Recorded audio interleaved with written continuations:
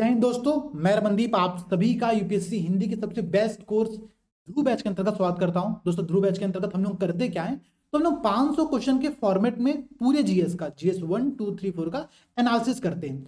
आज जिस सीरीज के यहाँ पर हम स्टार्ट करने जा रहे हैं उसका नाम है साइंस एंड टेक की सीरीज। ध्यान रखिएगा, पेपर 3 के अंतर्गत समान अध्ययन प्रश्न पत्र जो 3 है, जनरल स्टडी का पेपर 3 होता है, उसके अंतर्गत जो आपके टॉपिक्स है, अगर आप टॉपिक्स को ध्यान से देखोगे तो टॉपिक कहता है टेक्नोलॉजी, प्रौद्योगिकी की बात करता है, आपका इकोनॉमिक डेवलपमेंट, आर्थिक विकास, biodiversity, environment, security and the disaster management, इसकी बात यहां पर की गई है। अगर आपने सिलेबस को देखा होगा, ठीक है, एक बात समझिएगा, ये जो पूरी सीरीज चल रही है ना, क्लास इंपॉर्टेंट किसके लिए, तो इंपॉर्टेंट उस व्यक्ति के लिए जिसको 2023 या 2024 में, ठीक है, एग्जाम देना है। चाहे यूपीएससी का एग्जाम देना हो, चाहे पीसीएस का एग्जाम देना हो, दोनों के सिलेबस में क्या डिफरेंस है, दोनों के सिलेबस में क्या समानता है, हम इन सब टॉपिक पर डिस्कस करने वाले हैं। साथ ही साथ हम लोग आज की क्लास के अंतर्गत जो प्रीवियस ईयर क्वेश्चन होता है, ध्यान रखिएगा, प्रीवियस ईयर क्वेश्चंस के हम लोग एनालिसिस करेंगे। पाठ्यक्रम जो आयोग ने डिसाइड करके हमको दिया है, वो पाठ्यक्रम को किस प्रकार से स्टडी करना है, किस प्रकार से उसका इफेक्टिव यूज करना है, और साथ ही साथ कैसे प्रश्न एग्जाम में पूछे जाते हैं, इनकी हम लोग एनालिसिस करेंगे। और एक इंपॉर्टेंट काम कि हम लोगों को इसकी पूरी तैयारी में किन किन सोर्स को फॉलो करना है, कौन कौन से सोर्स के माध्यम से हम लोग अपनी तैयारी को कंप्लीट करना है, इस बारे में भी डिस्कस किया जाएगा। अगर आप ध्यान दोगे दोस्तों, तो ध्रुव बैच के अंतर्गत हमने इससे पहले इंटरनल सिक्योरिटी की क्लास की हुई है, ठीक है, जो कि पेपर 3 का एक पार्ट है। मैंने उस क्लास में भी आप लोगों से बोला था कि भाई देखो, एक बात समझना, पेपर 3 के ना, जीएस पेपर 3 के सारे टॉपिक बहुत खतरनाक है, इजी टॉपिक नहीं है। आप देखो, टेक्नोलॉजी, पहला टर्म ही टेक्नोलॉजी टर्म लिया गया है। जो व्यक्ति, जो विद्यार्थी, जो एस्पिरेंट आपका ह्यूमैनिटी बैकग्राउंड का होगा, जो एस्पिरेंट आपका आर्ट्स बैकग्राउंड का होगा, वो विद्यार्थी जब यहाँ पर सिलेबस के अंतर्गत अपनी ड्रीम जॉब को पाने के लिए जब तैयारी करना स्टार्ट करता है और सिलेबस के अंतर्गत पेपर 3 का सिलेबस देखता है, तो टॉपिक क्या है, टेक्नोलॉजी। वो कहता है भैया, इसी के लिए तो मैंने आर्ट साइड लिया था, इसी के लिए तो मैंने ह्यूमैनिटी बैकग्राउंड लिया था, अब मुझे टेक्नोलॉजी पढ़ना पड़ा, मैं करूँ क्या। तो उस विद्यार्थियों के लिए सबसे सिंपल सॉल्यूशन, सबसे अच्छा अप्रोच आज की हम लोग क्लास में डिस्कस करने वाले। ध्यान रखिएगा, मैं खुद आईआईटी से पढ़ा हुआ हूँ, ठीक है। साइंस बहुत ही इंटरेस्टिंग सब्जेक्ट है। अगर आप उसको इंटरेस्टिंग के साथ पढ़ोगे, अगर आप उसको इंटरेस्ट लेके चीजों को समझने का प्रयास करोगे, उसको देखने का प्रयास करोगे, तो आपको बहुत मजा आएगा। अगर आपने थोड़ा सा भी लोड लिया, अगर आपने गलत सोर्स को फॉलो किया, आप यहाँ पर भटक जाते हो। साइंस का मतलब है सिस्टमेटिक स्टडी। किसी भी चीज की जो सिस्टमेटिक स्टडी होती है, वो हमको यहाँ पर करनी होती है। अब ध्यान दो भाई, अगर आप सिस्टमेटिक स्टडी करने की जगह आप ये काम करते हो कि नहीं, हमने तो बस सिलेबस खोला, हमने कोई बुक खोली, कोई क्वेश्चन खोला, किसी कोचिंग के नोट तो खोले और हमने पढ़ डाला। इसीलिए क्योंकि हमको साइंस का मतलब होता है एक प्रकार की सिस्टमेटिक स्टडी, और इसी के लिए आज की हम पूरी क्लास के अंतर्गत एकदम सिस्टमेटिक फॉर्मेट में पूरे सिलेबस को कंप्लीट करेंगे, सिलेबस को समझने का प्रयास करेंगे, उसमें कौन सी अप्रोच हमको लगानी है उसको समझेंगे, और साथ ही साथ जितने टर्म यहाँ पर दिए गए, उन टर्म का मतलब क्या होता है, उनसे किस प्रकार से प्रश्न बन सकते, उन सबकी एनालिसिस यहाँ पर की जाएगी, ठीक है। क्लास को आप लोग पूरा जरूर देखिएगा। क्लास के माध्यम से एटलीस्ट अगर आप बैच ज्वाइन करते हो, नहीं ज्वाइन करते हो, वो आपकी इच्छा पर निर्भर करता है, ठीक है। देखो, ध्रुव बैच जो है, मैं आपको गारंटी ले रहा हूं, अभी तक का सबसे सफल बैच रहा। यूपीपीसीएस 2021 का जब रिजल्ट आया, तो इस बैच से 22 सिलेक्शन आपको मिलते हैं, ठीक है। 22 सिलेक्शन हुए थे, बहुत सारे टॉपर्स ने, बहुत सारे ऑलरेडी डीएसपी जो सेलेक्ट हो चुके हैं, उन लोगों ने इस बैच के संदर्भ में अपना रिव्यू यूट्यूब पर दिया हुआ, आप वहां पर रिव्यू उनके देख सकते हो। ये बैच अपने में बहुत सफल बैच रहा, ठीक है। 500 प्रश्नों के माध्यम से कंप्लीट सिलेबस को यहाँ पर डिस्कस किया जाता है। जो ध्रुव बैच नहीं ज्वाइन करता है, देखो, ध्रुव बैच या फिर कोई भी अन्य बैच जो होते हैं, बैच ज्वाइन करने का सिर्फ एक उद्देश्य होता है कि आप एक डिसिप्लिन के साथ तैयारी कर पाओ। अगर किसी के व्यक्ति के अंतर्गत सेल्फ डिसिप्लिन है, वो सेल्फ पढ़ सकता है, उसके पास गाइडेंस है, तो बिल्कुल तैयारी करो। हाँ, आप इस सिलेबस का जो हम लोग डिकोडिंग आज करने वाले, इसको आप लोग देखिएगा, ताकि जब आप अपने से सेल्फ स्टडी करो तो आप उसको, इस अप्रोच को वहां पर अप्लाई करा सको। अब बातों को समझना थोड़ा सा, ठीक है। देखो भाई, हम लोग करने के वाले, ये इस पूरी वीडियो के अंतर्गत हम लोग चीजें देखने वाले। अच्छा, हम लोग का टॉपिक है टेक्नोलॉजी। दरअसल टेक्नोलॉजी पूरा जो टर्म होता है ना, इसको हम साइंस एंड टेक्नोलॉजी के नाम से जानते हैं, ठीक है। विज्ञान और प्रौद्योगिकी जो होता है, इस नाम समझने का प्रयास करते हैं, और आयोग ने इसीलिए इसका सिलेबस दिया हुआ है। सिलेबस में उसने कुछ टर्म को डिफाइन किया, बताया कि भाई यहां से प्रश्न पूछे जाएंगे उन, अगर आप सिलेबस को ध्यान दो, ठीक है। ये सिलेबस यूपीएससी और यूपीपीसीएस दोनों का कॉमन सिलेबस है, ठीक है, ध्यान देना। यूपीएससी और यूपीपीसीएस का जो कॉमन सिलेबस है, वो आप यहां पर देख रहे हैं। क्या है पहला टॉपिक दिया गया यहाँ पर, विज्ञान एवं प्रौद्योगिकी, साइंस एंड टेक्नोलॉजी, विकास एवं अनुप्रयोग, ठीक है। इसका डेवलपमेंट कैसे हुआ, इसका एप्लीकेशन क्या होता है, इनकी बात यहां पर की जा रही है। साथ ही साथ रोजमर्रा के जीवन पर इसका प्रभाव, effect in the everyday life, इसकी बात यहां पर आप लोगों को करनी है। अब बातों को समझिएगा। साइंस को अगर आप लेमन अप्रोच से समझते हो, ठीक है, लेमन अप्रोच का मेरा मतलब ये है कि जो विद्यार्थी साइंस को साइंस की भाषा में समझने से थोड़ा सा डरते हैं, वो इस क्लास को अगर देखते हो तो आपको यहाँ पर ये बात समझ में आएगा कि साइंस का प्रयोग आप कैसे करते हो। आप अपने पूरे लाइफ स्टाइल में, अपने पूरे दिनचर्या में साइंस का तो यूज करते होगे ना। आप क्लास को देख रहे हो, इसका मतलब क्या है, आप इंटरनेट का यूज कर रहे हो, आप 5G टेक्नोलॉजी का प्रयोग करते हो। 5G टेक्नोलॉजी क्या होता है, रोजमर्रा के जीवन पर, आपकी एवरीडे लाइफ पर उसका क्या इंपैक्ट पड़ता है, इसी की बात यहाँ पर पहले पॉइंट के अंतर्गत की गई है। क्या किया गया भाई, साइंस का डेवलपमेंट कैसे हुआ। अब दो तीन बातें समझना। दरअसल साइंस का जो डेवलपमेंट है, हम यहाँ पर भारत के संदर्भ में बात करें, ठीक है, भारत के परिप्रेक्ष्य में बात करने का प्रयास करें, तो आपने हिस्ट्री के पोर्शन में, आपने इतिहास के पोर्शन में, जब आपने एंशियंट हिस्ट्री, ठीक है, या फिर आपने जो आपका मिडीवल हिस्ट्री, ठीक है, उस हिस्ट्री को आपने पढ़ा होगा, मध्य भारत के इतिहास को पढ़ा होगा आपने, ठीक है, उस टाइम पर आपने क्या देखा होगा, हम वहां पर क्या पढ़ते हैं, हम पढ़ते हैं कि किस प्रकार से चरक के द्वारा, किस प्रकार से सुश्रुत के द्वारा, किस प्रकार से वरामिहिर के द्वारा, ठीक है, साइंस को डेवलप किया जा रहा था। आपने पढ़ा है। ये पोर्शन क्या हो गया, एंशियंट भारत का और मेडिवल भारत में साइंस का विकास किस प्रकार से हुआ, ये आपके इतिहास का पोर्शन है। आपसे जीएस पेपर 1 में प्रश्न पूछ सकता है कि आपकी मेडिवल हिस्ट्री में, ठीक है, या फिर आपके एंशियंट हिस्ट्री में किस प्रकार से साइंस का विकास हुआ, उदाहरण के साथ स्पष्ट करिए। तो वहां पर आपको ये पॉइंट लिखना पड़ेगा। यहां पर हम जिस डेवलपमेंट की बात करें दोस्तों, वो डेवलपमेंट आपका मॉडर्न एरा में है, आधुनिक एरा में, प्रेजेंट डे में आप साइंस का विकास किस प्रकार से कर रहे हो, इस पर यहां पे प्रश्न पूछ सकता है। जैसे कि मैं आपको कुछ एग्जांपल देता हूं भाई, एग्जांपल के थ्रू समझते हैं, बहुत शानदार तरीके से आपको यहाँ पर चीजें समझ में आएगा। जैसे अभी आपने देखा होगा, रिसेंट में एक नई टेक्नोलॉजी आया, ठीक है, इसका नाम है चैट जीपीटी, ठीक है, चैट जीपीटी। आप में से बहुत से लोगों ने चैट जीपीटी को देखा होगा, देखा इन द सेंस यूज किया होगा, ठीक है। अब चैट जीपीटी है क्या, अगर आप गूगल पे सर्च करोगे चैट जीपीटी, ठीक है, आपको एक पेज खुल करके आता है, ठीक है, उस पेज पर बहुत सारी चीजें लिखी रहती है, वहां पर आपको अपना क्वेश्चन टाइप करने का एक जगह दिया रहता है। आप जब वहां पर अपने मन के विचारों को व्यक्त करते हो, अपनी अपनी फीलिंग्स को व्यक्त करते हो, आप कोई पॉइंट लिखते हो, आप कुछ पूछते हो, चैट जीपीटी बहुत ही ज्यादा, ठीक है, इंडिविजुअल पॉइंट ऑफ व्यू से, ऐसा नहीं कि अगर एक ही प्रश्न को आप 2 बार सर्च करो तो उसका सेम आंसर देगा, नहीं, वो हर प्रश्न को सिचुएशन के अकॉर्डिंग चेंज करता है, उसका आंसर यहाँ पर देता है। एक नई प्रकार की टेक्नोलॉजी है। इस टेक्नोलॉजी का आपके रोजमर्रा के जीवन पर क्या इंपैक्ट पड़ेगा, इसकी बात यहाँ पर की जा रही है। हम क्या करें, हमने आर्टिफिशियल इंटेलिजेंस को डेवलप किया, हमने कृत्रिम बौद्धिक जो बुद्धिमत्ता है उसको यहाँ पर जब विकास किया, तो कृत्रिम बुद्धिमत्ता का विकास आपके जीवन पर क्या पड़ रहा है, इस पर प्रश्न बन सकता है। आपने देखा होगा 2019 में यूपीएससी के प्रीलिम्स में एक प्रश्न पूछा गया था, आईओटी क्या है, इंटरनेट ऑफ थिंग्स क्या है। आपके अगल बगल, आपके रूम में आप एक बार घूम करके देखो, कौन कौन सी चीजें इंटरनेट से कनेक्टेड है, उसी को हम लोग कहते हैं आईओटी। अब आईओटी का यूज आप डेली लाइफ में कर रहे हो, आप स्मार्ट वॉच प्रयोग करते हो, आप स्मार्ट वॉच पहनते हो, आप जो स्मार्ट वॉच पहनते हो वो स्मार्ट वॉच में इतने सारे सेंसर होते हैं कि आपके शरीर में ऑक्सीजन कितना है, आपका बीपी कितना है, आपने दिन भर में कितना एक्सरसाइज किया, आपने दिन भर में कितना कदम स्टेप चला, ठीक है, ये सारी बातें आपको कैलकुलेट करके बता देता है। रात में कितना देर का स्लीप लिया था आपने, ये सारी इंफॉर्मेशन वो आपको वहां पर देता है। तो इसका आपके जीवन पर क्या प्रभाव पड़ रहा है ना, इस पर प्रश्न बनता है। अब ध्यान देना, यहाँ पर जो टेक्निकल, जो मैं कहता हूँ ना, जो कैलेंडर वर्ड्स होते हैं प्रश्न के, उस पर बात करते हैं हम लोग। अभी तो हमने टॉपिक की बात कर लिया, प्रभाव की बात कर रहे हैं। यहाँ पर क्या कह रहा है, देखो कह रहा है कि साइंस एंड टेक्नोलॉजी का आपके जीवन पर क्या प्रभाव पड़ता है, इफेक्ट यहाँ पर बात की जा रही है। मैंने आप लोगों से क्या कहा भाई, मैंने ध्रुव बैच में आप लोगों से बार बार कहा कि कभी भी आपसे प्रभाव पूछे, कभी भी आपसे इफेक्ट पूछे, आप लोग क्या बताना है, आपको 2 पॉइंट ऑफ व्यू से विचार करने हैं। एक क्या बात करना भाई, कि पॉजिटिव प्रभाव क्या पड़ता है, ठीक है, किसी भी चीज का पॉजिटिव प्रभाव क्या पड़ता है, आप इस पर बात करोगे, साथ ही साथ उसके निगेटिव प्रभाव पर भी बात करनी है। ध्यान ये रखना कि एक एस्पिरेंट के नाते, आप फ्यूचर ऑफिसर के नाते, आपके मन में, आपके दिमाग में इतनी बातें चलनी चाहिए कि किसी चीज का पॉजिटिव इंपैक्ट क्या है, किसी चीज का निगेटिव इंपैक्ट क्या है, आप दोनों पॉइंट ऑफ व्यू से चीजों को सोच पाओ। मान लो कल को गवर्नमेंट ने पूछा कि ठीक है भाई, हम ये इस स्कीम की बात करें, इस स्कीम को लागू करते, ये कैसा रहेगा, ठीक है, मानो आपसे प्रधानमंत्री जी ने पूछा, ठीक है, आप प्रधानमंत्री के ऑफिस में कार्य करो, आपसे प्रधानमंत्री जी ने पूछा कि बताओ इस स्कीम का प्रभाव क्या पड़ेगा, आप क्या सिर्फ प्रधानमंत्री जी की बटरिंग करते रहोगे, क्या आप सिर्फ उनके हाँ में हाँ मिलाते रहोगे कि हाँ सर बहुत अच्छी स्कीम है, इससे बेस्ट स्कीम कुछ हो ही नहीं सकता था, और सिर्फ पॉजिटिव पॉइंट आप बताओगे, नहीं। आप एक ऑफिसर हो, आप एक एडमिनिस्ट्रेशन में शामिल हो, तो आपको उनकी जो कमियां हैं, जो चैलेंजेस है, उन पर भी बात करना पड़ेगा।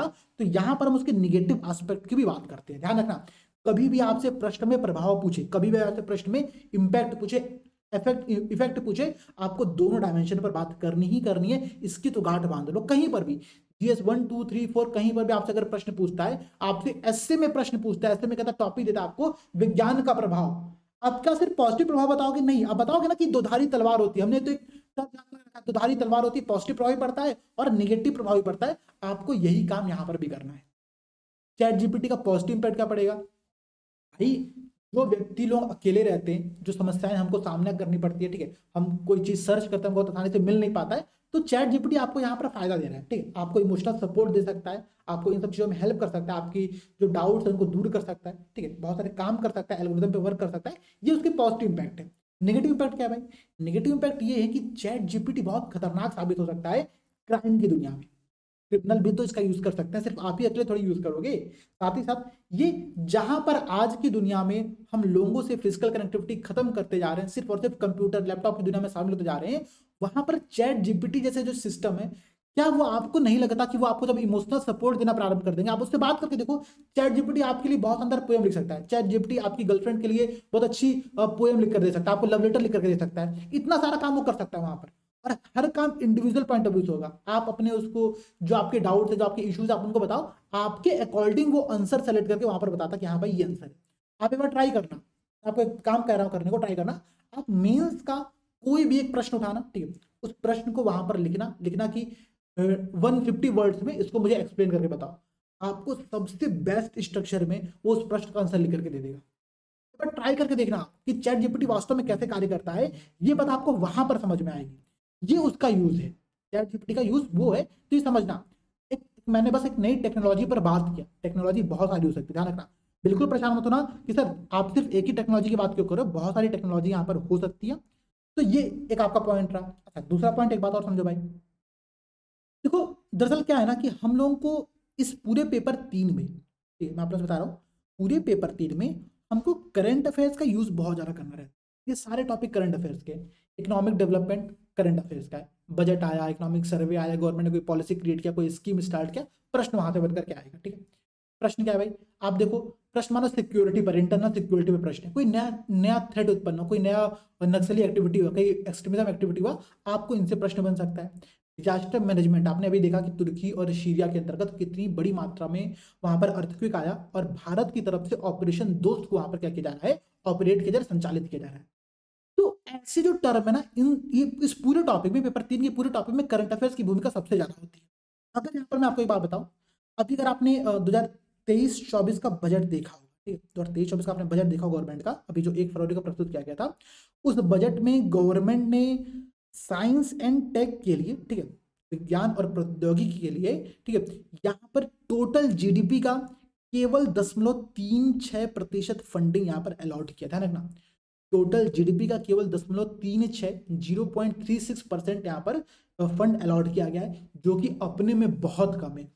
हम क्या इस फंड के आधार पर रिसर्च एंड डेवलपमेंट में विश्व में जगतगुरु की उपाधि प्राप्त कर सकते हैं? भारत कहता है ना, भारत अपने आप को एक सुपर पावर कंट्री के रूप में स्टेब्लिश करना चाहता है। हम एक ऐसे भारत की कल्पना करते हैं कि भारत क्या हो कि आने वाले वर्षों में पूरे विश्व में सबसे ऊपर रहे, ठीक है, चाहे वो टेक्नोलॉजी में हो, चाहे सिक्योरिटी में हो, चाहे दूसरों की सहायता करने में, हमारे में आगे जाना चाहता है। लेकिन उन सब चीजों के लिए हमको रिसर्च और डेवलपमेंट, ठीक है, अनुसंधान और विकास पे कार्य करना पड़ेगा, जो कि गवर्नमेंट की जो टोटल फंडिंग है पूरे साइंस एंड टेक पर, रिसर्च एंड डेवलपमेंट में इस फंडिंग का कुछ ही हिस्सा यहाँ पर जाएगा, ठीक है, कुछ ही हिस्सा सिर्फ यहाँ पर जाएगा, ये भी बात ध्यान में रखना, ठीक है, तो वो तो और भी कम होगा यहाँ पर।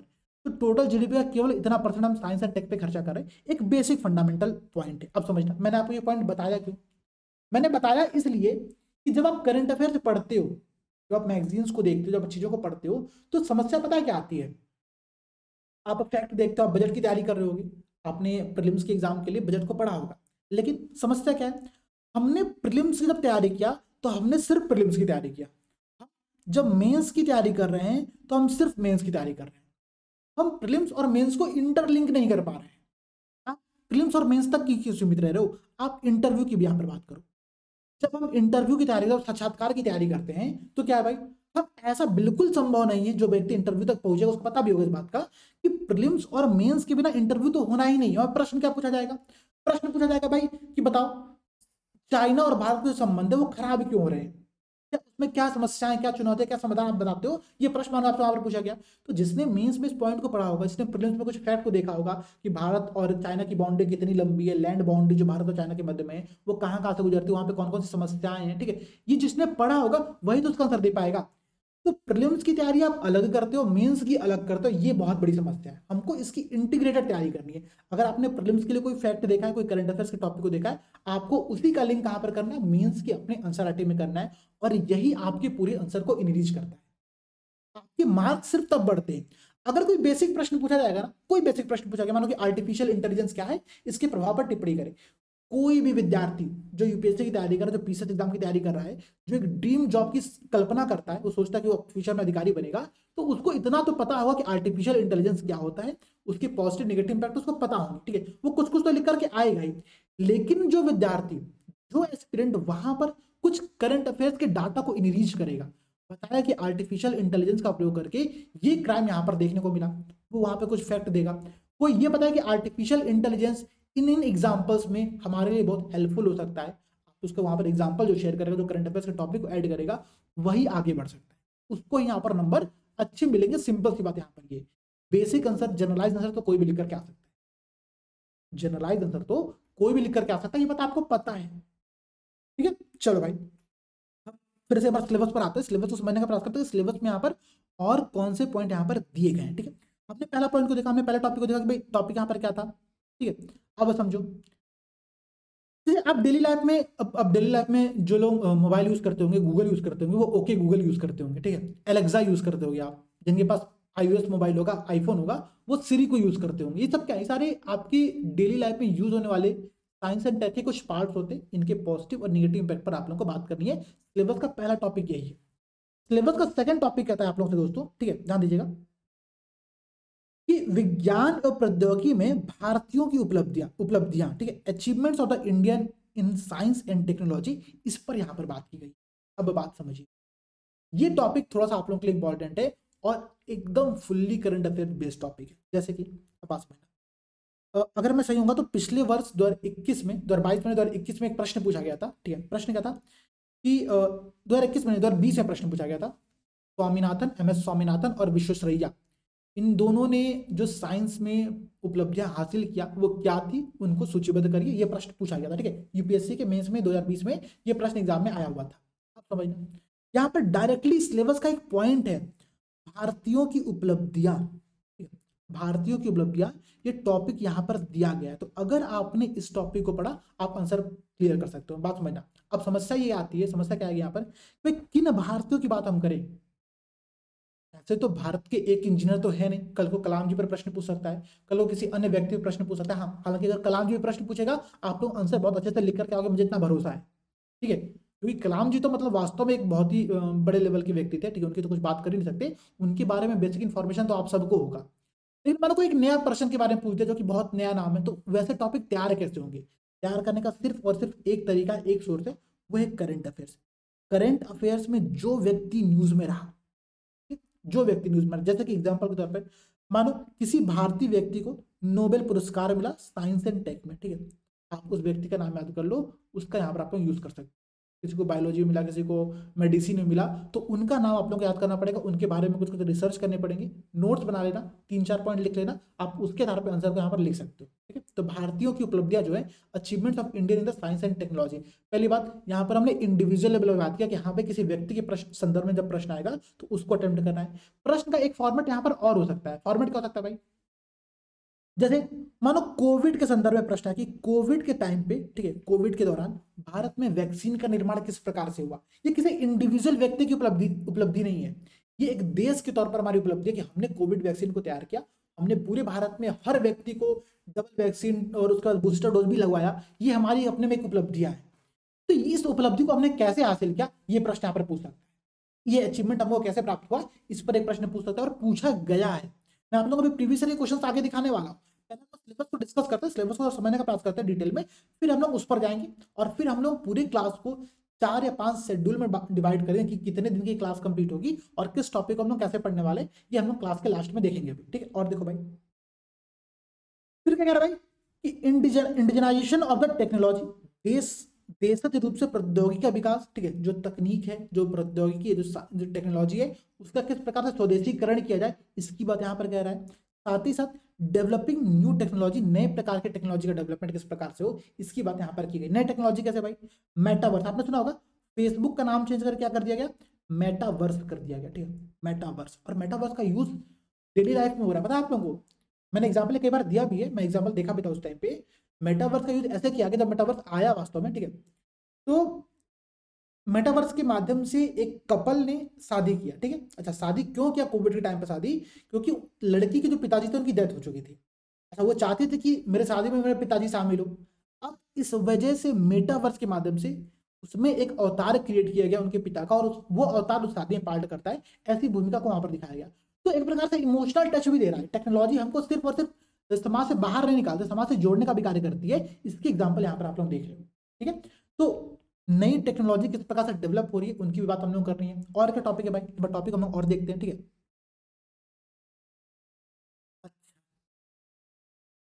अगर आप ध्यान दोगे तो एक प्रश्न, हालांकि GS1 में एक प्रश्न पूछा गया था, ठीक है, 2020 में यूपीएससी के प्रश्न पूछा गया था कि क्रिप्टो करेंसी का महिलाओं पर क्या प्रभाव पड़ता है, ठीक है, इम्पैक्ट ऑन द, महिलाओं पर नहीं, समाज के ऊपर क्या प्रभाव पड़ता है, सोसाइटी का टॉपिक था, प्रश्न वहां पर पूछा गया था। लेकिन जो अब देखोगे यहाँ पर जो तकनीक है वो क्या है, क्रिप्टो करेंसी, एक नई टेक्नोलॉजी है। अब संभव है कि किसी को क्रिप्टो करेंसी के बारे में पता ही ना हो, सोसाइटी उसने पूरा पढ़ के गया हो और क्रिप्टो करेंसी पता ना हो, तो वो GS1 के उस प्रश्न को भी नहीं अटेम्प्ट कर पाएगा। क्रिप्टो करेंसी टॉपिक GS3 का है, ठीक है, आप इकोनॉमिक्स में ले आओ, साइंस टेक में ले आओ, कहीं पर भी ले आओ, वो टॉपिक आप लोगों का पेपर 3 में आएगा। लेकिन प्रश्न कहाँ पर पूछा गया, पेपर 1 से लिंक करके पूछा गया। तो एक बात दिमाग में और बैठा लेना आप लोग कि प्रश्न किसी भी सेक्शन में आ सकता है, पेपर 1 2 3 4 कहीं पर प्रश्न पूछ सकता है, चाहे वो किसी भी टॉपिक का प्रश्न हो। कल को आपके पेपर 1 में प्रश्न आ सकता है कि आर्टिफिशियल इंटेलिजेंस का भारतीय समाज पर क्या निगेटिव इंपैक्ट पड़ रहा है, ठीक है। Artificial intelligence science and tech का टॉपिक है, प्रश्न कहाँ पर है, पेपर 1 में आया। तो ऐसे भी प्रश्न आते हैं, एकदम तैयार आप लोगों को रहना है। और मैं आपको गारंटी दे रहा हूँ यार, देखो साइंस एंड टेक के लिए मैं जितने टॉपिक को आप लोगों से डिस्कस करूंगा, एक बात और समझना, मेरा जो आप लोगों से टारगेट है, मैं टारगेट ये कि मैं आप लोगों के मन में से ना डर को निकालूं, स्पेशली उन विद्यार्थियों के मन में से जो ह्यूमैनिटी बैकग्राउंड के, जो इंजीनियरिंग की बैकग्राउंड के विद्यार्थी हैं, उनके मन में तो डर होगा भी नहीं साइंस टेक को लेकर के। लेकिन जो ह्यूमैनिटी बैकग्राउंड के विद्यार्थी होंगे, उनके मन में से डर को निकालने के लिए मैं यहाँ पर हूँ। हम लोग एकदम साइंस को बहुत ही इंटरेस्टिंग फॉर्मेट में डिस्कस करेंगे। एग्जाम्पल से मैं लिंक करता चलूंगा, वो सारे एग्जाम्पल आप लोग को नोट करने हैं, उन्हीं एग्जाम्पल का प्रयोग आपको अपने आंसर में इनरिचमेंट के लिए करना पड़ेगा। बातें क्लियर है ना, अभी तक की क्लास आप लोगों को समझ में आ रही है। अब देखो और आगे चीजें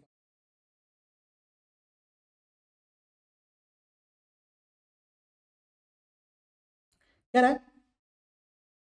देशज रूप से जो प्रौद्योगिकी का विकास था, अभी हम इस टॉपिक के बारे थोड़ा सा फिर से देखते हैं, ठीक है। भारत में किस प्रकार से साइंस एंड टेक्नोलॉजी का डेवलपमेंट हुआ। अब जैसे एग्जांपल समझो, कल को एक प्रश्न पूछ सकता है, हालांकि पूछा भी गया होगा प्रीवियस ईयर में कई बार, ठीक है, इसरो का विकास या फिर इसरो की जो उपलब्धियां हैं उन पर चर्चा करिए, ठीक है। यहाँ पर पहला टॉपिक क्या था, किसी इंडियन की अचीवमेंट्स की बात करनी थी। लेकिन मैंने आप लोगों को बताया था नहीं भाई, देखो सिर्फ इंडिविजुअल के अचीवमेंट की बात हमको नहीं करनी है, एक संस्थान के तौर पर हमने कौन से अचीवमेंट हासिल किया, एक देश के तौर पर हमने कौन सा अचीवमेंट हासिल किया, इस पर भी प्रश्न आ सकता है। प्रश्न पूछ सकता है कि इसरो की जो अभी तक की विकास यात्रा रही है, इस पर आप कमेंट करिए, विकास यात्रा कितनी सही रही, कितना खराब रहा, इसमें कौन सी कमियां रही, इस पर प्रश्न पूछ सकता है। प्रश्न क्या पूछ सकता है भाई, गवर्नमेंट ने साइंस एंड टेक्नोलॉजी के डेवलपमेंट के लिए कौन सी पॉलिसी का निर्माण किया है, प्रश्न इस पर आ सकता है। कौन सी नीति का निर्माण किया है, प्रश्न यहाँ पर पूछ सकता है। प्रश्न और क्या पूछ सकता है भाई, मानो प्रश्न पूछा कल को कि भारत में जो न्यूक्लियर टेस्ट हुए, ठीक है, उनके घटनाक्रम पर कमेंट करिए, ठीक है, उनकी कमियों पर, उनके सुधार पर आप कमेंट करिए। तो आपको बताना पड़ेगा कि ऑपरेशन स्माइलिंग बुद्धा, ऑपरेशन शक्ति किस प्रकार से संपन्न किया गया, ठीक है, कौन कौन से पॉइंट है, न्यूक्लियर एनर्जी का प्रयोग हम लोग कैसे करते हैं, कितने स्टेज की प्रणाली हमारे भारत में कार्य करती है यहाँ पर, ये सारे टॉपिक आप लोग के यहाँ पर आएंगे, ठीक है। अब देखो भाई, आप लोग के 2 टॉपिक कंप्लीट हो गए। अब हम लोग घुसते कहाँ पर, थर्ड टॉपिक में अपने, ठीक है, जो सिलेबस का हमारा थर्ड टॉपिक है उसको भी बार देखने का प्रयास करते हैं टॉपिक यहाँ पर क्या किया गया, ठीक है। टॉपिक क्या है आप लोगों से ध्यान दीजिएगा, ठीक है। मैं थोड़ा सा इसको यहाँ पर दूसरे पेन का यूज करता हूँ ताकि आप लोगों को क्लियर चीजें दिखे। देखो, इंफॉर्मेशन टेक्नोलॉजी, सूचना प्रौद्योगिकी की बात कर रहा है। अंतरिक्ष मतलब स्पेस टेक्नोलॉजी की बात कर रहा है। कंप्यूटर, ठीक है, सुपर कंप्यूटर और अन्य जो चीजें होती है आपकी, उनकी यहाँ पर बात की जा रही है। रोबोटिक्स, ठीक है, रोबोटिक्स आपने देखा बहुत सारे ऐसे रोबोट होते हैं जो कि आप लोग अपने घर में बहुत सारे रोबोट यूज करते होंगे, ठीक है, बहुत से लोगों ने अपने घर में वो मॉपिंग के लिए, फ्लोर मॉपिंग के लिए, ठीक है, फर्श को साफ करने के लिए रोबोट का यूज करते होंगे, ठीक है। एमआई का एक रोबोट आता है, आपने उसको देखा भी होगा, ठीक है। बहुत सारे छोटे रोबोट भी होते हैं, ठीक है। रोबोट का मतलब रोबोट है, सिंपल सी बात है, ठीक है। कोई भी छोटी मोटी एक्टिविटी जो करता है उसको हम लोग कहते हैं रोबोट। नैनो टेक्नोलॉजी, अब समझना, एक प्रश्न पूछा गया था, मुझे बड़ा इंटरेस्टिंग प्रश्न लगा, मतलब मुझे प्रश्न देख करके ऐसा लगा यार कि आयोग कैसे कैसे प्रश्न पूछ सकती है और ऐसे प्रश्नों को कैसे अटेम्प्ट कर सकता है। देखो, एक तो प्रश्न, हालांकि मैं पीआईक्यू पे धीरे धीरे शिफ्ट हो रहा हूँ, टॉपिक हम लोग का कंप्लीट हो चुका है, ठीक है, सिलेबस हो चुका है, अब हम लोग पीआईक्यू देखना प्रारंभ कर रहे हैं यहाँ से। देखो, यूपीएससी के 2020 में एक प्रश्न पूछा गया, नैनो टेक्नोलॉजी से आप क्या समझते हैं और यह स्वास्थ्य क्षेत्र में कैसे मदद कर रहा है, ठीक है। What do you understand by the nano technology and how is it helping in the health sector, इसकी बात यहाँ पर किया गया है। सिलेबस का टॉपिक क्या था, ध्यान देना, सिलेबस का आप लोगों का टॉपिक था नैनो टेक्नोलॉजी। आयोग पाठ्यक्रम को सिर्फ दिखाने के लिए, सिर्फ उसके एस्थेटिक सुंदरता के लिए नहीं देता है आप लोगों के नोटिफिकेशन में। आयोग के पाठ्यक्रम का मतलब होता है, यहीं से प्रश्न बनकर के आएंगे, आयोग इस बात को बार बार कहता है। अब ध्यान दो, नैनो टेक्नोलॉजी टॉपिक का नाम है, जिसने नैनो टेक्नोलॉजी की डिफिनेशन देखा होगा, जिसने इसके यूजेज एप्लीकेशंस देखे होंगे, वो इस प्रश्न का आंसर बहुत सुंदर तरीके से यहाँ पर लिख सकता है, क्योंकि प्रश्न डायरेक्टली वही पूछा है कि नैनो टेक्नोलॉजी से आप क्या समझते हो या स्वास्थ्य क्षेत्र में कैसे मदद करता है, ठीक है। अब देखो, एक प्रश्न यहाँ पर और पूछा गया, मैं आप लोगों को नैनो टेक्नोलॉजी के संदर्भ में प्रश्न दिखा रहा हूँ पहले, ठीक है। यूपी पीसीएस ने इस प्रश्न को पूछा हुआ था, क्या है, नैनो साइंस और नैनो टेक्नोलॉजी को परिभाषित करिए। सिलेबस का टॉपिक क्या था, नैनो टेक्नोलॉजी, ठीक है। ध्यान है कि नैनो साइंस और नैनो टेक्नोलॉजी को परिभाषित करिए।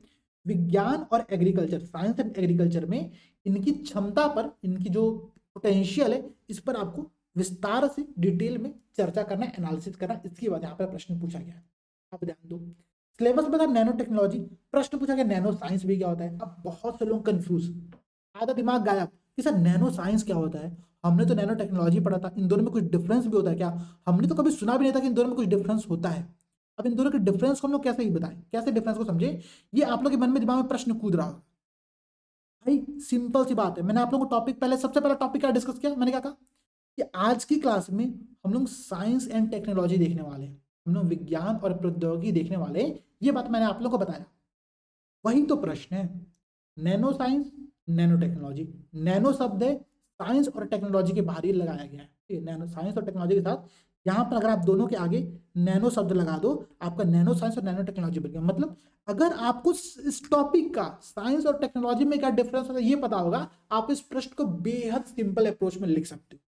क्या होता है भाई, साइंस का तो डेफिनेशन मैंने आप लोगों को पहले ही पॉइंट में दे दिया, ठीक है, शुरुआत में दे दिया, क्या कि किसी भी चीज की सिस्टमेटिक स्टडी, ठीक है, किसी नैनो लेवल पर, नैनो स्तर पर जब हम किसी मटेरियल के, उसके एटम मॉलिक्यूल्स की जब स्टडी करते हैं, उसको हम लोग कहते हैं नैनो साइंस।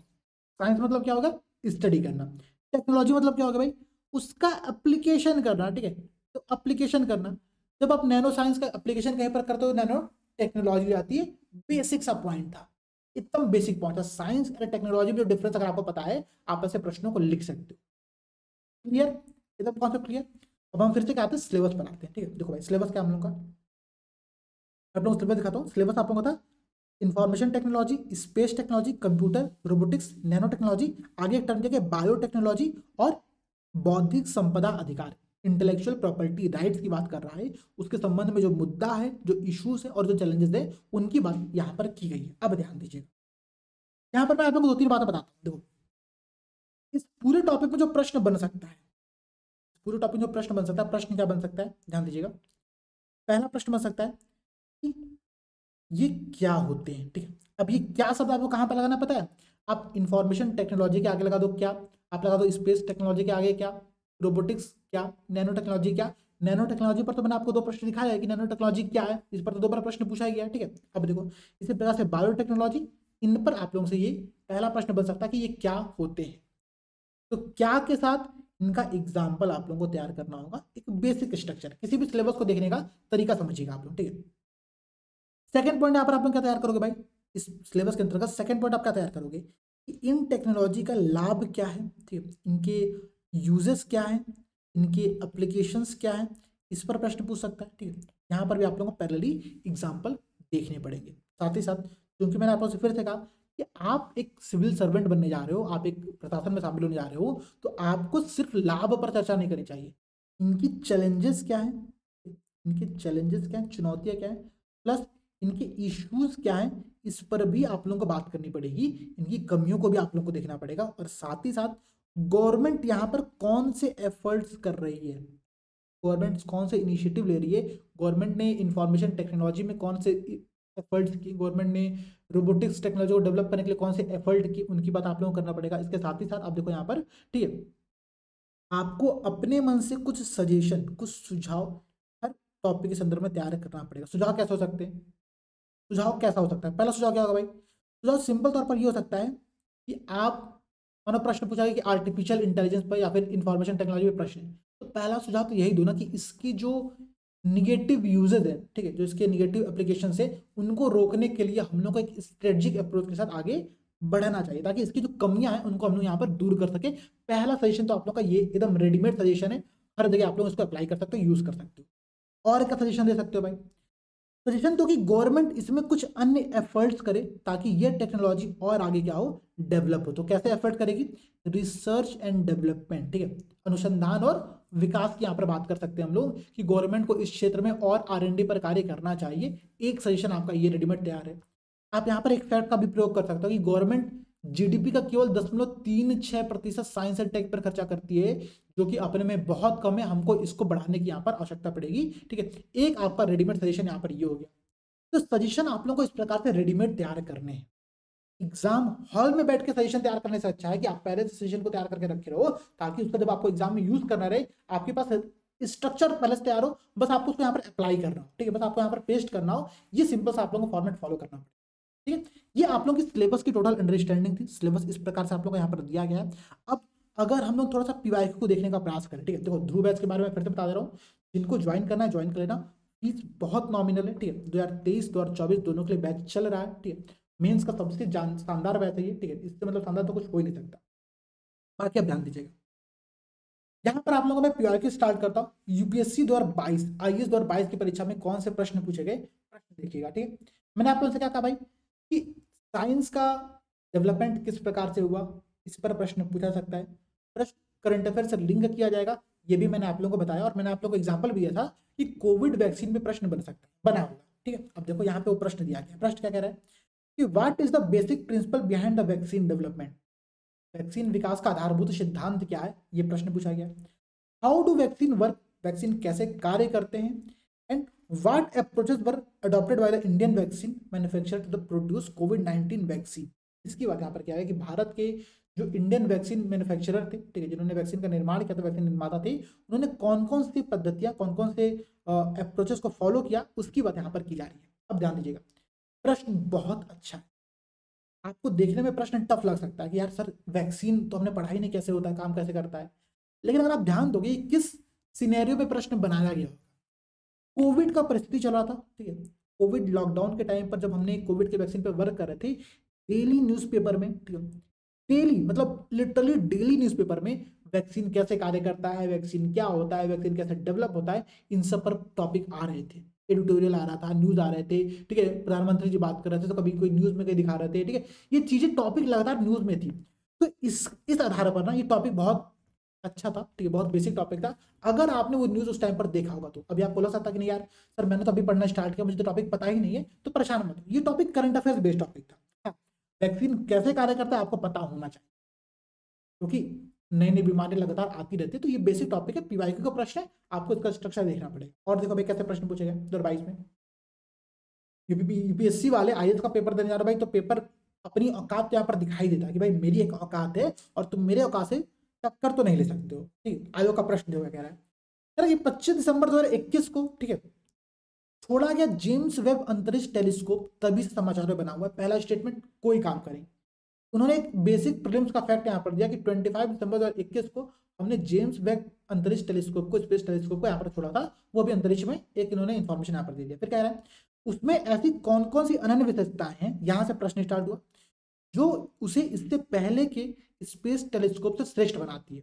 अब ध्यान देना, यहाँ पर जेम्स वेब अंतरिक्ष टेलीस्कोप, स्पेस टेलीस्कोप पे पॉइंट दिया गया है, और उसकी जो कौन कौन कैरेक्टरिस्टिक है इस पर प्रश्न पूछा गया। टॉपिक आपका न्यूज में दिसंबर 2021 का, एग्जाम कब हुआ होगा सोचो, कल्पना करो, तो कितने एकदम जस्ट न्यूज का टॉपिक था, न्यूज में बना हुआ टॉपिक था, इसीलिए यहाँ पे प्रश्न दिया गया है। और ध्यान देना अगर ऐसे प्रश्न आपको एग्जाम में देखने को मिलते हैं तो ये प्रश्न आपके लिए बाउंसर है। जो एस्पिरेंट बाउंसर के सामने टिका रह गया वो पूरे पिच पर बहुत अच्छे से टिका रह जाएगा और फाइनली मेडल लेकर के आएगा। सिंपल सी बात है। आपको ऐसे प्रश्नों में लिखना है, ठीक है। आपको जो 2-3 पॉइंट ध्यान में है, जो 3-4 पॉइंट आपको ध्यान में आए उसको यहाँ पर लिख दो, बिड़ा चुड़ा करके 1.5 शब्दों का 2 शब्दों का प्रयोग करके आप इसके आंसर को कंप्लीट कर दो, ठीक है। क्यों? क्योंकि ऐसे प्रश्न सभी के लिए बाउंसर होते हैं। और मैंने आप लोगों से पहले भी कहा था कि प्रीलिम्स में जब आप फैक्ट को पढ़ते हो, जो आप प्रीलिम्स में पॉइंट पढ़ते हो, उसी का एप्लीकेशन हमको मेंस में करना रहता है। आपने जेम्स वेब अंतरिक्ष टेलीस्कोप किसके द्वारा शुरू किया गया था, कौन लॉन्च किया, इससे पहले कौन सा टेलीस्कोप था, आपने पढ़ा होगा। अगर आपने प्रीलिम्स में फैक्ट को देखा होगा उस टाइम पर तो ये आपको यहाँ पर याद होगा, उसका एप्लीकेशन यहाँ पर करना है। कुछ भी करके 3-4 पॉइंट अगर आपको ध्यान में आए, उन्हीं 3-4 पॉइंट के आधार पर आपको 2.5 शब्दों का आंसर यहाँ पर कंप्लीट करना रहता है। हर विद्यार्थी वही करके आता है। कोई भी विद्यार्थी इस प्रॉपर आंसर का स्ट्रक्चरिंग करके पहले से कभी गया नहीं होगा। ये प्रश्न बाउंसर प्रश्न है, ठीक है। ऐसे प्रश्न एग्जाम में आते हैं और बिल्कुल निश्चिंत होकर के, ठीक है, न्यू टेक्नोलॉजी वाले जो प्रश्न होते हैं इन पर आप लोगों को तैयार रहना पड़ेगा। अब देखो भाई, अगला प्रश्न क्या कह रहा है, 2020 का पेपर देखते हैं। यहाँ पर एक प्रश्न तो हमने देख ही लिया था। अगला प्रश्न कह रहा है कि विज्ञान जो है, जो साइंस है, how is science interwoven deeply with our lives, जीवन में गहराई से कैसे जुड़ा हुआ। कुछ सिलेबस ध्यान में आ रहा है, सिलेबस का कुछ टॉपिक ध्यान में आ रहा है आप लोगों को। देखो टॉपिक क्या था, कह रहा है कि विज्ञान एवं अनुप्रयोग, विकास और अनुप्रयोग साइंस एंड टेक्नोलॉजी का और रोजमर्रा के जीवन पर इसका प्रभाव, ठीक है। Application and effects in everyday life, इसका टॉपिक सिलेबस के अंतर्गत दिया गया और प्रश्न वहीं पर है। प्रश्न क्या है, कह रहा है कि विज्ञान हमारे जीवन में गहराई से कैसे जुड़ा हुआ है। यहाँ पर आपको एग्जाम्पल्स देने पड़ेंगे। जितने एग्जाम्पल आपको मिलते हैं IoT से लेकर के, आर्टिफिशियल इंटेलिजेंस से लेकर के, ठीक है, इंटरनेट से लेकर के, 5G से लेकर के, ठीक है, जितने आपको एग्जाम्पल है वो सारे एग्जाम्पल यहाँ पर आप लोगों को प्रयोग करना पड़ेगा। और सिर्फ इसी क्षेत्र में नहीं, आपको मेडिसिन के क्षेत्र में भी बात करनी पड़ेगी, ठीक है। मेडिसिन भी तो बहुत इंपॉर्टेंट है, हमारी डेली लाइफ से चीज जुड़ी हुई है, वो भी तो साइंस का पार्ट है, उसको भी आप लोगों को एप्लीकेशन देना पड़ेगा, ठीक है। तो ये कह रहा है कि विज्ञान आधारित टेक्नोलॉजी द्वारा कृषि में उत्पन्न हुई महत्वपूर्ण परिवर्तन क्या है, एग्रीकल्चर में कौन से चेंजेस किया गया, इसकी बात यहाँ पर की जा रही है, ठीक है। एग्रीकल्चर में कौन सा परिवर्तन किया गया, इसकी बात यहाँ पर की जा रही है। अब यहाँ पर बताओ भाई कि कृषि में हमने साइंस का प्रयोग कैसे किया। हमने सॉइल हेल्थ कार्ड जारी किया। सॉइल हेल्थ कार्ड क्या करता है, मिट्टी के हेल्थ का आकलन करता है। हमने ड्रिप इरिगेशन सिस्टम को फॉलो किया। क्या है भाई, एक स्मार्ट अप्रोच है, इफेक्टिव अप्रोच है पानी के यूज करने का, हमने उसको यहाँ पर अप्लाई किया। आप बता पाए कि फर्टिलाइजर का हम लोग प्रयोग कैसे करते हैं, साइंस का पार्ट कैसे, साइंस का यूज। ड्रोन का प्रयोग यहाँ पर हम लोग फसल बीमा के आकलन करने के लिए करते हैं। आप इसको बताओ कि प्रधानमंत्री फसल बीमा योजना के अंतर्गत हम इसका प्रयोग करते हैं, ठीक। तो गवर्नमेंट किस प्रकार से एग्रीकल्चर सेक्टर में इन समस्याओं पर डिस्कस करा, बताओ। जेनेटिकल मॉडिफाइड जो फसलें होती है, जो GM क्रॉप्स होते हैं, उनका यूज यहाँ पर क्या है, साइंस का पार्ट है। आप बताओ CRISPR-Cas9 के माध्यम से हम लोग किस प्रकार से जेनेटिक चेंजेस कर सकते हैं, आप इस एप्लीकेशन को यहाँ पर डालो। ये सारे टॉपिक आपने पढ़े हुए होंगे, मैंने आपको अभी तक कोई भी नया टॉपिक यहाँ पर नहीं बताया। पॉइंट ये है कि आपको एग्जाम हॉल में प्रश्न देखते हुए चीजें क्लिक कैसे करती है, कितना जल्दी क्लिक करता है, वो क्लिक करने का रेशियो क्या है ना, ठीक है, आप कितना जल्दी यहाँ पर रिएक्शन दे सकते हो, यही सारा मुद्दा है। कि कृषि में सारे पॉइंट आपने पहले से पढ़े होंगे। आपने कृषि में पहले से पढ़ा भाई कि ड्रोन का प्रयोग कैसे हो रहा है, एग्रीकल्चर में किस प्रकार से हम फर्टिलाइजर का प्रयोग कर रहे हैं, हम नीम कोटेड यूरिया का प्रयोग किस प्रकार से कर रहे हैं। आपने कृषि में ये भी पढ़ा है कि गवर्नमेंट क्या करे, DBT, डायरेक्ट बेनिफिट ट्रांसफर का सिस्टम फॉलो कर रही है। ये क्या है भाई, टेक्नोलॉजी का एक पार्ट है। अपने किसान के इकोनॉमिक सिस्टम को, बजट को इंप्रूव करने के लिए DBT सिस्टम को लागू किया। प्रधानमंत्री किसान सम्मान निधि के अंतर्गत 6,000 रुपए हर साल उस किसान के अकाउंट में अपने आप चला जाता है। ये हमारा एक टेक्नोलॉजी की विशेषता। हमने बैठे बैठे आधार कार्ड को बैंक अकाउंट से लिंक किया, जनधन योजना का लाभ उठाया, जो ट्रिनिटी बनता है आप लोगों का जैम का, ठीक है, जनाधार, जनधन अकाउंट, आधार और मोबाइल, इस ट्रिनिटी का प्रयोग करते हुए हमने एग्रीकल्चर सेक्टर में यहाँ पर एक और इम्प्रूवमेंट किया।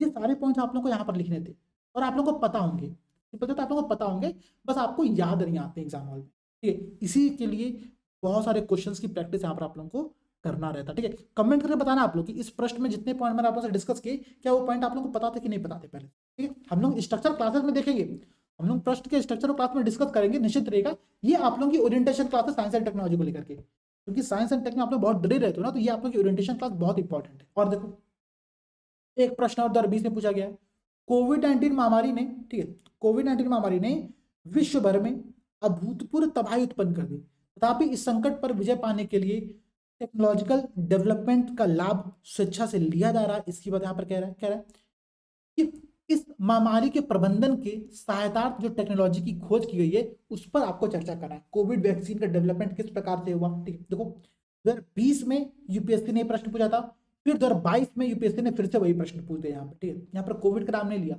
लिया, कोविड का नाम यहाँ पर लिया है, और प्रश्न लगभग वही कि वैक्सीन कैसे कार्य करते हैं, यहाँ पर भी आपको वही बताना है। हाँ, यहाँ पर सिर्फ वैक्सीन के बारे में आपको डिस्कस नहीं करना है, आपको ऑक्सीजन सिलेंडर पर बात करनी है, आपको अन्य जो पॉइंट्स है यहाँ पर कि आप भाई ऐसा थोड़ी है कि कोविड में सिर्फ और सिर्फ कोविड ही एक समस्या थी, हमको प्रोडक्शन को भी बढ़ाना था, हमको अपनी हम टोटल मैन्युफैक्चरिंग प्रोडक्शन को डाउन नहीं कर सकते थे, हमको मास्क का प्रोडक्शन करना था, सैनिटाइजर का प्रोडक्शन करना था, दवाओं का प्रोडक्शन करना था, इस पर भी हमने वर्क किया। हमने एजुकेशन को प्रभावित होने नहीं दिया, तो हमने क्या किया, हमने गूगल मीट के थ्रू क्लासेस स्टार्ट किया, हमने ऑनलाइन क्लासेस का सिस्टम स्टार्ट किया। तो ये सारे पॉइंट्स यहाँ पर आप लोग को लिखने पड़ेंगे, और यहाँ पर जो सहायता टेक्नोलॉजी है ठीक, उनका भी आप लोग को यहाँ पर यूज बताना पड़ेगा, उनका एप्लीकेशन बताना पड़ेगा। ये प्रश्न यहाँ पर आप लोग को दिया गया था, ठीक है। अब देखो पीसेस के बार पेपर को देखो आप यहाँ पर, ठीक है, पीसेस के पेपर को देखो, पीसेस में क्या प्रश्न पूछा गया, स्पेस पॉल्यूशन क्या होता है, ठीक है, अंतरिक्ष प्रदूषण क्या होता है, इस पर प्रश्न दिया गया, ठीक है। स्पेस टेक्नोलॉजी आपने टॉपिक देखा होगा, हालांकि इस टॉपिक को हम लोग इन्वायरमेंट इकोलॉजी में मान सकते हैं, ठीक है, इन्वायरमेंट इकोलॉजी का सेक्शन मान सकते हैं,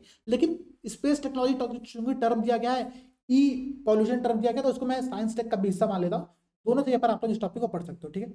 एक प्रश्न यहाँ पर ये दिया गया, नैनो टेक्नोलॉजी का प्रश्न हमने देखा ही देगा। एक प्रश्न जो बहुत इंपॉर्टेंट है, इंटेलेक्चुअल प्रॉपर्टी राइट, सिलेबस का पार्ट याद है, सिलेबस में टू द पॉइंट यही दिया गया था, इंटेलेक्चुअल प्रॉपर्टी राइट आईपीआर के संदर्भ में मुद्दे और इनके संदर्भ में जागरूकता, इस पर आप लोगों को बात करें, सिलेबस का पॉइंट है ये, प्रश्न वही है, ये आईपीआर से संबंधित मुद्दों की चर्चा करिए और इनके उल्लंघन को कैसे रोका जा सकता है, इसकी बात आपको करनी है। सिंपल सा बेसिक पॉइंट है, ठीक है। कॉपीराइट उल्लंघन, जीआई टैग, ठीक है, ट्रेडमार्क, ये सब चीजें क्या होती है, इनकी आपको यहाँ पर बात करनी है, ठीक है। सैन्य, ठीक है, और मिलिट्री और सिविल इन सेक्टर्स में आर्टिफिशियल इंटेलिजेंस की भूमिका, पॉजिटिव नेगेटिव प्रभाव, पॉजिटिव नेगेटिव, तार्किक की व्याख्या कीजिए। तार्किक यहाँ पर शब्द ही प्रयोग कर दिया कि तार्किक व्याख्या करनी है, आपको लॉजिकली आपको एक्सप्लेन करना है, तो यहाँ पर पॉजिटिव नेगेटिव दोनों पॉइंट आप एक्सप्लेन करोगे, अपने एग्जांपल्स को दोगे, सिंपल सा प्रश्न, ठीक है। गवर्नमेंट की पॉलिसी में प्रश्न पूछा गया, science technology and innovation TIB policy 2020 जो है, इस पर आप लोगों को चर्चा करनी है।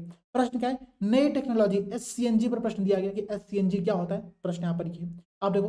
फिर गवर्नमेंट की पॉलिसी में प्रश्न है, टीफैक क्या है, ठीक है, technology information forecasting and assessment council, ये क्या होता है, इसके बारे में यहाँ पर बात की जा रही है। और एक अगला टॉपिक है बायोटेक्नोलॉजी, जैव प्रौद्योगिकी क्या है और इनके अनुप्रयोग जिन क्षेत्रों में हो रहे हैं उनकी आपको चर्चा करनी है। अब ध्यान देना, जैव प्रौद्योगिकी टॉपिक क्या है, टू द पॉइंट सिलेबस में आप लोगों के लिए दिया गया है।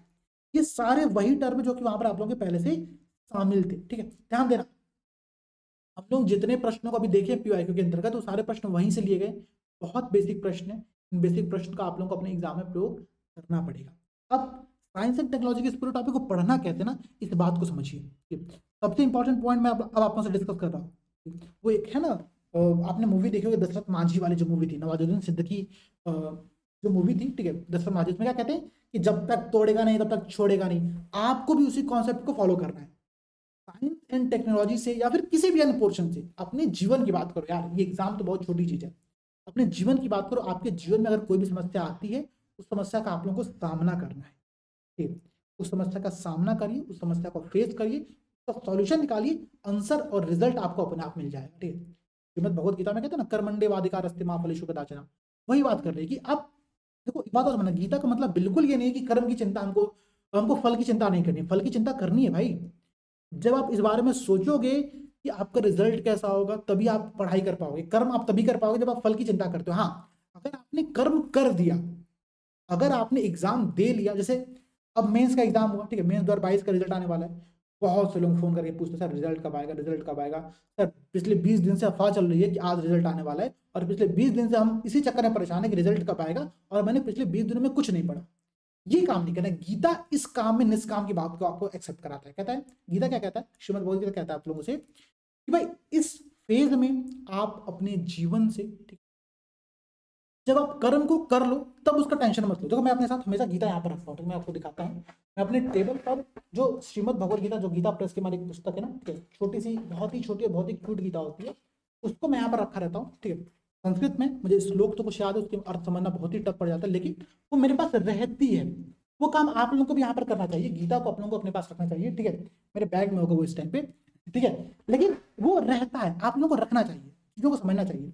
यही काम आप लोग फॉलो करिए, ठीक है, अपनी पढ़ाई करते रहिए। अब 2-3 बातें और समझिएगा। सोर्स के तौर पर मैं आप लोगों से बता दे रहा हूँ कि क्या आप लोगों को यहाँ पर देखना है। जिसने भी ध्रुव बैच को ज्वाइन किया हुआ है उसके लिए सोर्स क्या है, पहला सोर्स पहला है आप लोगों के लिए टू बैच की सारी क्लासेस करिए। यहाँ पर जो आप लोगों से क्वेश्चंस लिखने को दिया जाए उसको प्रैक्टिस करिए, उसका अभ्यास करिए, ठीक है। सेकंड काम आप लोग क्या करना है, सेकंड काम आप लोगों को करना है यहाँ पर प्रीवियस ईयर क्वेश्चंस की सॉल्यूशन, मॉडल आंसर आप लोगों को यहाँ पर देखने पड़ेंगे, ठीक है। ध्यान रखना, मॉडल आंसर से मेरा मतलब बिल्कुल ये नहीं है कि जो मार्केट में डिफरेंट पब्लिकेशंस की बुक आती है उनकी मॉडल आंसर आप लोगों को देखने हैं, नहीं। मॉडल आंसर से मेरा मतलब ये है कि आप खुद से सेल्फ स्ट्रक्चरिंग करिए, ठीक है। सेल्फ स्ट्रक्चरिंग करिए इस पूरे प्रश्नों की, जितने प्रश्न यहाँ पर एग्जाम में पूछे गए उनका खुद से अभ्यास करिए, एक स्ट्रक्चर बनाइए और वो स्ट्रक्चर तैयार करिए कि आप कैसे इंट्रोडक्शन लिखोगे, कैसे मेन बॉडी लिखोगे, कैसे कंक्लूजन लिखोगे, इसकी बात वहां पर आप लोगों को करनी है। ये काम आप लोग खुद से करना है। मार्केट के पब्लिकेशंस वाली बुक जो मॉडल आंसर देती है आप लोगों को सबसे बेकार होती है, किसी काम की नहीं होती। हाँ, बस आप वहां पर कुछ पॉइंट देखने के लिए आप उसका यूज कर सकते हो, लेकिन वो होती किसी काम की नहीं है। और ठीक है, आपको स्ट्रक्चरिंग खुद से यहाँ पर करनी पड़ेगी। थर्ड पॉइंट क्या करना है भाई, करंट अफेयर्स को फॉलो करना है, ठीक है। करंट अफेयर्स कहाँ से फॉलो करना है, किसी भी कोचिंग की मैगजीन जो होती है, ठीक है, मैगजीन से आप करंट अफेयर्स को फॉलो करिए, ठीक है। सबसे बेस्ट मैगजीन कौन सी है मार्केट में, विजन की मैगजीन है। हम लोगों ने कई बार डिस्कस किया इस बारे में, हम लोगों ने बताया भी कि विजन की मैगजीन, जब तक यूपीएससी हिंदी की मैगजीन नहीं आती है आप विजन की मैगजीन को फॉलो कर सकते हो, पढ़ सकते हो, सिंपल सी बात यहाँ पर ये, ठीक है। अब समझना भाई, आप इस मैगजीन से साइंस एंड टेक को पढ़ो। अगर आप लोग प्रीलिम्स की तैयारी करते हो तो आप लोग मंथली मैगजीन पढ़ते होगे, तो वहां पर जो साइंस एंड टेक का पोर्शन होता है ना, वही पढ़ना है बस, और कुछ नहीं। वो आप पढ़ ही रहे हो पैरेलली, मुझे पता होगा, मुझे भरोसा है आप लोगों पर है। अच्छा हाँ, एक बात और डाउट भाई, जितने यूपी पीसीएस की तैयारी करने वाले हो बिल्कुल घबराना मत, ठीक है। ये मत करना सर मैं तो विजन की मैगजीन पढ़ ही नहीं पाता, मैं क्या करूँ, ठीक है, मत घबराओ। ध्रुव बैच के अंतर्गत हम लोग करंट अफेयर्स कंप्लीट कराएंगे, वहां पर ऐसे करंट अफेयर्स टॉपिक कंप्लीट होंगे। हाँ, अगर आप विजन की मैगजीन पढ़ लेते हो बहुत अच्छी बात है, अगर नहीं पढ़ पाते हो कोई दिक्कत नहीं, हम लोग यहाँ पर कंप्लीट कराने का प्रयास करेंगे। ये तो आप लोगों का रहा सोर्सेज आप लोगों को जो फॉलो करने। अब समझना कुछ बात को, और इस पूरे क्लास का जो स्ट्रक्चर होगा, जो शेड्यूल होगा, मैं आप लोगों को शेड्यूल दिखा देता हूँ यहाँ पर, ठीक है। हमेशा की तरह मैंने शेड्यूल बना के रखा हुआ है कि कैसे क्लासेस आप लोगों के यहाँ पर जाएंगे, ठीक है। अच्छा, समस्या ये कि मैं जितनी क्लासेस डिसाइड करता हूँ उससे एक दो क्लास एक्स्ट्रा हो ही जाती है, ठीक है। कोई दिक्कत नहीं, हम लोग करते हैं, ठीक है। इंटरनल सिक्योरिटी में जितनी क्लास डिसाइड करते हैं उससे एक क्लास एक्स्ट्रा हो गया, यहाँ पर भी अगर वो होगा तो कोई दिक्कत नहीं, किया जाएगा, एकदम निश्चित रहेगा आप लोग। टॉपिक क्या कह रहा है, पहले दिन हम लोग क्या पढ़ने वाले हैं। अच्छा, आज की क्लास को यहाँ पर मैं काउंट नहीं कर रहा हूँ। लेक्चर 0 आपका ओरिएंटेशन क्लास है, ठीक है। ये जो आप लोग क्लास इसको देख रहे हो, ये आप लोगों की ओरिएंटेशन क्लास थी, लेक्चर नंबर 0 था आप लोगों के लिए, ठीक है। हालांकि मैं 0 लिखूंगा नहीं, मैं लिखूंगा लेक्चर 1, क्योंकि कंफ्यूजन ना हो, मैं इसको एक बार चेंज करा दूंगा, मैं इसको लेक्चर 2, लेक्चर 3, लेक्चर 4 और लेक्चर 5 करा दूंगा, ठीक है, ताकि कंफ्यूजन यहाँ पर बिल्कुल ना हो, ठीक है। ये बात निश्चित रहेगा। टॉपिक क्या कह रहा है भाई, पहले दिन में पढ़ने वाले सिलेबस का पहला point, science and technology development applications effect in everyday life. हम लोग एक कोई टेक्नोलॉजी का टॉपिक लेंगे, उसका दैनिक जीवन में क्या प्रभाव पड़ता है, पॉजिटिव नेगेटिव, उस प्रॉपर से उसकी स्ट्रक्चरिंग देखेंगे कि कैसे हम लोग को अपने आंसर को लिखना है, कैसे करंट अफेयर्स का यूज करना है, कैसे डाटा का यूज करना है, इसको यहाँ पर हम लोग देखेंगे। और क्या फिर हम लोग देखेंगे, अगले दिन हम लोग देखेंगे भाई achievement of the Indians in the science and technology, indigenisation of the technology and developing new technology, ये हमारा सेकंड टॉपिक होगा।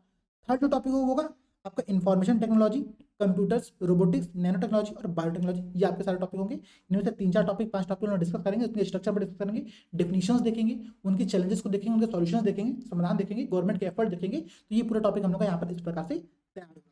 अगला जो सबसे लास्ट क्लास हमारी होगी वो होगी स्पेस टेक्नोलॉजी पर। यहाँ पर मैं आप लोगों को एक्स्ट्रा समय दे रहा हूँ क्योंकि स्पेस टेक्नोलॉजी जनरली न्यूज में रहता है, ठीक है। यहाँ से प्रश्न ज्यादा बनते हैं, इसलिए इस टॉपिक को मैंने एक्स्ट्रा रखा हुआ है। इसके अलावा इंटेलेक्चुअल प्रॉपर्टी राइट, IPR, ठीक है, इसको मैं लास्ट टॉपिक में आप लोगों से कवर करूंगा। तो ये 5 क्लास का आप लोगों का प्रॉपर शेड्यूल है, आप लोग उसको फॉलो करिएगा, ठीक है। और इसी के अकॉर्डिंग हम लोग की क्लास चलेगी। मैं प्रयास ये करूंगा कि क्लासेस टाइम पे खत्म हो जाए, ठीक है। और जब आप लोग टाइम पे पूरी क्लासेस कंप्लीट कर लोगे, 2023 का मेंस हो या 2024 का मेंस हो, आप लोग पूरे मेंस में इस पूरी सीरीज का बहुत अच्छे से लाभ उठा सकते हो। बस एफर्ट पे आप लोग को ध्यान ही रखना है कि आप लोग को यहाँ पर सेल्फ स्टडी करनी पड़ेगी। ये बैच कंप्लीट सॉल्यूशन है, लेकिन सॉल्यूशन का मतलब ये नहीं होता है कि आपको खुद से इनिशिएट नहीं करना है। यहाँ पर इस बैच के अंतर्गत अगर 500 लोग क्लास कर रहे हैं तो उन 500 में सेलेक्ट होंगे 20 लोग, ध्यान रखना, 500 में सेलेक्ट कितने होंगे, 20 लोग। तो 20 वो लोग होंगे ना जो इस क्लास के बाद उसे एक्स्ट्रा एफर्ट कर रहे होंगे, वो यहाँ पर एक्स्ट्रा एफर्ट कर रहे होंगे, वो यहाँ पर खुद का इनरिचमेंट कर रहे होंगे, वही सेलेक्ट होते हैं। क्लासेस तो 500 लोगों ने किया था, नोट्स तो 500 लोगों ने बनाया था, ठीक है, लेकिन जो एक्स्ट्रा एफर्ट करेगा वो सफल होगा। तो यहाँ पर जो भी चीजें चल रही है आप उन क्लासेस को कंपल्सरी तौर पर करिए। इनके बाद खुद का हेल्प लीजिए, खुद से मेहनत करिए, खुद से चीजों को अच्छे से करिए, ताकि आप लोगों को यहाँ पर क्या हो, फायदा हो, ठीक है। तो ये आप लोगों की ओरिएंटेशन क्लास थी साइंस एंड टेक्नोलॉजी को लेकर के। हमने सिलेबस को देखा, हमने PI को देखा, हमने सोर्स को देखा। उम्मीद करता हूँ कि क्लास आप लोगों को अच्छी लगी होगी। ठीक है। बिल्कुल निश्चित तौर पर इस क्लास को आप लोग देखिएगा, ठीक है। लाइक करिएगा, वीडियो को लाइक जरूर करना और कमेंट सेक्शन में अपना रिव्यू जरूर देना कि साइंस एंड टेक्नोलॉजी आपको कितना परेशान करता है और ये क्लास आपके एक डायरेक्शन के तौर पर कितना हेल्पफुल रहा, इस बारे में कमेंट जरूर करना। देखो 2-3 बातें समझना, पढ़ाई करते रहना बहुत जरूरी है, सेल्फ स्टडी से ही सिलेक्शन होगा, सिंपल सी बात है। हम लोग यहाँ पर आपको एक डायरेक्शन शो करते हैं, हम लोग आपको एक डायरेक्शन दिखाते हैं कि सिलेबस का कोई भी पॉइंट आपसे छूटे नहीं, सेल्फ डिसिप्लिन बनी रहे, ठीक है। आप लोग क्लासेस कंटिन्यू करते रहो, ये हमारा एक एफर्ट है। तो यूपीएससी हिंदी जो पूरी परिवार है वो आपके साथ लगातार जुड़ा हुआ है। कोई भी अगर समस्या आप लोगों को महसूस होती है, आप लोग कमेंट में जरूर पूछेगा। मिलते हैं आप लोगों से अगली क्लास में। सभी को जय हिंद। अगर आपको ध्रुव बैच ज्वाइन करना है तो इस वीडियो के डिस्क्रिप्शन में आपको लिंक मिल जाएगा, डिटेल्स मिल जाएंगे, कॉन्टैक्ट नंबर मिल जाएगा, वहां पे कॉन्टैक्ट करके आप बैच को ज्वाइन कर सकते हैं। बहुत ही नॉमिनल फीस है, मैं आपको फीस यहाँ पर बता ही देता हूँ, ठीक है। 2500 फीस है, यहाँ पर लिख दे रहा हूँ, देख लीजिएगा आप लोग। 2500 फीस है यहाँ पर किसकी, 2023 वाले बैच के लिए। 2024 वाले बैच के लिए 3000 रुपये फीस है। इस फीस पर आपको कुछ ना कुछ ऑफर मिल ही जाएगा। ऑफर क्या चल रहा होगा अभी वो आपको, आप कॉन्टैक्ट नंबर पे कॉल करेंगे तो वहाँ पर आपको पता चल जाएगा, ठीक है। बिल्कुल निश्चिंत होकर कॉन्टैक्ट करिए, कॉल करिए, बैच ज्वाइन करिए। जय हिंद सभी को, जय भारत।